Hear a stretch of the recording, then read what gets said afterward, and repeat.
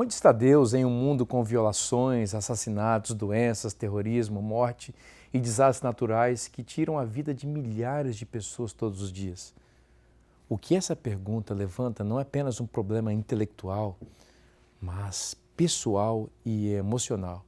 É sobre isso que falaremos nesta lição.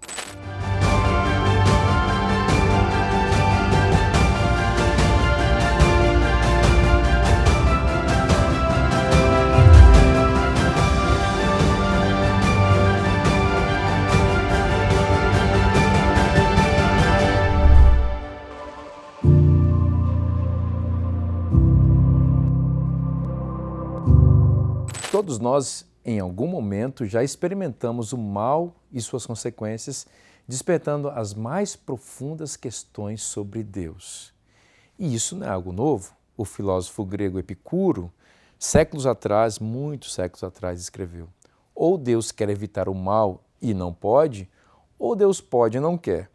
Ou Deus não quer e não pode, ou Deus pode e quer. Se Deus quer evitar o mal e não pode, então é impotente. E isso contradiz a condição de Deus. Se Deus pode e não quer, então é mal. E isso é igualmente incompatível com Deus. Se Deus não quer e não pode, então é tanto mal quanto incompetente. E, portanto, não é Deus. Se Deus quer e pode, então de onde vêm os males? E por que ele não os elimina? O que podemos responder a isso? O mal é incompatível com a existência de Deus? Eu pergunto. Ou, se Deus existe, o que o fato de ele permitir o mal nos diz sobre ele? Para muitos, a existência do mal e a existência de um Deus de amor são coisas incompatíveis. Por exemplo, imagine que uma pessoa tenha sofrido uma grande tragédia em sua vida, como a perda de um familiar em um acidente. Essa pessoa pode sentir que a existência do mal no mundo é incompatível com a ideia de um Deus de amor. Como resultado, ela pode começar a questionar sua fé em Deus.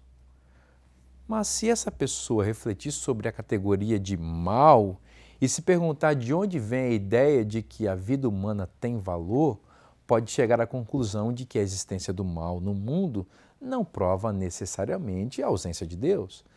Na verdade, a ideia de que existem coisas que são más no mundo pode ser uma prova da existência de uma moral sobrenatural. Uma pessoa que não acredita em Deus teria dificuldade para explicar por que a vida humana tem valor se não há uma referência externa de bem e mal. Em Gênesis 1 e 2, encontramos que fomos projetados por nosso Criador para viver em um mundo sem a existência do mal, e é por essa razão que ansiamos por coisas como beleza, justiça, paz e amor. Fomos criados para um mundo diferente do que vivemos, e o sentimento de desordem se manifesta na nostalgia. Não teríamos essas categorias morais a menos que Deus as tivesse nos dado. Assumimos que existe uma ordem moral, um padrão pelo qual julgamos as coisas. Agora, o fato de o mal ser uma evidência que aponta para a existência de Deus não significa que ele o tenha criado, percebe? Quando pensamos no mal, muitas vezes acreditamos que existem o bem e o mal como duas forças iguais e opostas, competindo uma com a outra. Mas isso não é realidade. Você pode ter o bem sem o mal, mas não pode ter o mal sem o bem. Assim, como você pode ter a verdade sem alguém dizer uma mentira, mas não pode dizer uma mentira a menos que primeiro exista algo estabelecido como verdade. O mal não é uma coisa criada, mas a corrupção de algo que primeiro era bom. Se, como vimos, assumimos que o mal, embora não tenha sido criado por Deus, é uma evidência moral de que ele existe, por que Deus o permite? Há duas razões principais. A primeira é o amor.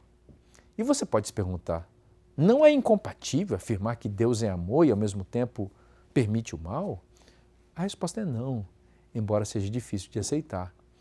Em um relacionamento, o amor exige que a outra pessoa tenha a oportunidade de correspondê-lo ou não.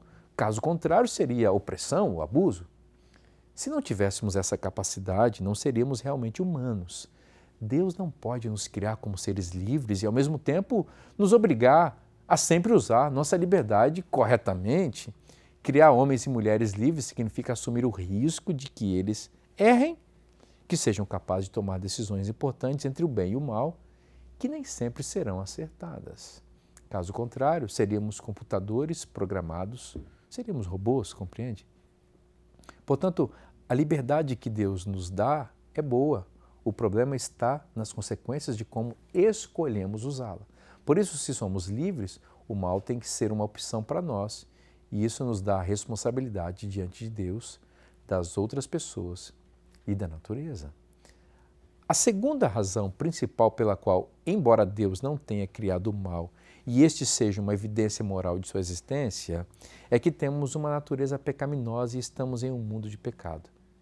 E o que é pecado? 1 João 3,4 define o pecado como tudo que é contrário à natureza de Deus.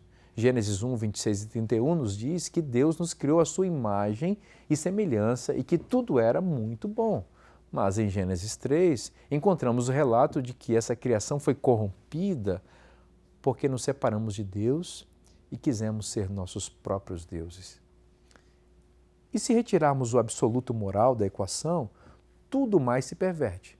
Nossa relação com Deus, com o próximo e com a natureza, como Deus é santo, separado de toda a imoralidade e é justo, se Ele tivesse que destruir agora mesmo toda possível fonte de mal, teria que nos destruir também, porque nós lemos em Romanos 3,23 que todos estamos destituídos da glória de Deus, afastados de sua presença, e todos pecamos, e o salário do pecado é a morte. Não apenas temos um problema, mas somos parte dele. Na Bíblia, o mal não pode ser ignorado ou escondido. Ele é tão real que o próprio Deus teve que vir à Terra, na pessoa de Jesus, morrer em nosso lugar, ressuscitar e voltar a esta terra pela segunda vez. Ele voltará pela segunda vez para destruir definitivamente o pecado, de uma vez por todas. Enquanto isso, como diz Romanos 8,28, Deus usa o sofrimento, não o provoca, ok? Mas o usa para moldar nosso caráter, para nos corrigir e nos aproximar dele. Nem sempre entenderemos o porquê e o como. E Deus também não nos deve explicações porque Ele vê e sabe o que você e eu não vemos nem sabemos. É nesse ponto que precisamos confiar e encontrar nele a força e o consolo, sabendo que tudo será restaurado como era no princípio e que o mal não existirá mais. Se hoje você está experimentando o mal e seu sofrimento, lembre-se dos três P's. O P da presença, para cada dia conhecer mais a Deus e confiar em sua sabedoria e soberania. O P da promessa, porque em vez de se irritar por sua ferida, você confia que Ele é sua esperança. E o P da paciência, para aprender a esperar nele, mesmo quando você não o entender. Conte a Deus em oração como as coisas ruins que aconteceram em sua vida o afastaram dele e fizeram você reclamar e, em certo ponto, até levaram você a pensar que ele não se importa, que é indiferente ao que você está passando. Agradeça porque hoje você aprendeu que Deus nunca deixou de estar ao seu lado. Ele foi a ponto de ir à cruz para mostrar o quanto você é importante para Ele. Peça a Ele que quando esses pensamentos ruins vierem à sua mente, eles sejam um lembrete, sabe? De quanto você deseja que chegue o dia que Deus fará novas todas as coisas e o mal não existirá mais. Acima de tudo, olhe para a cruz e veja como Jesus estava disposto, esteve disposto a morrer em seu lugar, em meu lugar, para nos dar a esperança de que tudo ficará bem. Não tire os olhos da cruz, como estudamos com profundidade e com os textos bíblicos na lição 3 da Revista Esperança, Céu ou Inferno.